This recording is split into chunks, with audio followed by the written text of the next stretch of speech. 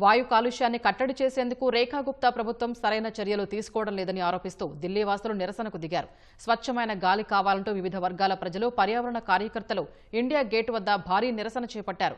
కొందరు తల్లులు తమ పిల్లలతో కలిసి నిరసనల్లో పాల్గొన్నారు. ముఖ్యమంత్రిని కలిసేందుకు అపాయింట్మెంట్ కోరినా నిరాకరించారని పర్యావరణవేత్త భావరీన్ ఖండారీ తెలిపారు. వాయు కాలుష్యం కారణంగా ప్రతి 3 పిల్లల్లో ఒకరి ఊపిరితిత్తులు దెబ్బతింటున్నాయని చెప్పారు. స్వచ్ఛమైన గాలిని అందించడంలో ప్రభుత్వం విఫలమైందని మరో నిరసనకారుడు అన్నారు. ప్రపంచంలోనే అత్యంత కాలుష్య నగరాల్లో ఢిల్లీ ఒకటిగా ఉందని ఆవేదన వ్యక్తం చేశారు. రాజకీయ నాయకులు బాధ్యత తీసుకోకుండా ఒకరిపై మరొకరు నిందలు వేసుకుంటున్నారని దుయ్యబట్టారు. ఆరోగ్య అత్యవసర పరిస్థితిని ప్రకటించాలని మరొకరు డిమాండ్ చేశారు.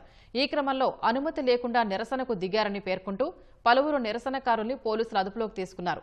అటు నిరసనకారులను అదుపులోకి తీసుకోవడంపై కాంగ్రెస్ అగ్రనేత రాహుల్ గాంధీ ఢిల్లీ ప్రభుత్వంపై మండిపడ్డారు.